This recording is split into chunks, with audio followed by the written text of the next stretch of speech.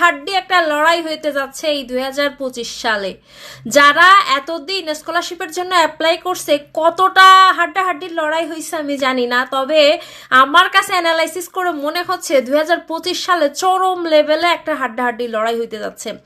মানে প্রোফাইল, মানে মানুষের নর্মাল দেখা যাচ্ছে যেসব প্রোফাইলে মানুষ স্কলারশিপ পায়, সেম টাইপের প্রোফাইল, একটার থেকে একটা ভালো, একটার থেকে একটা ভালো, কার কোনটা রেখে কোনটা যে কে স্কলারশিপ পাবে।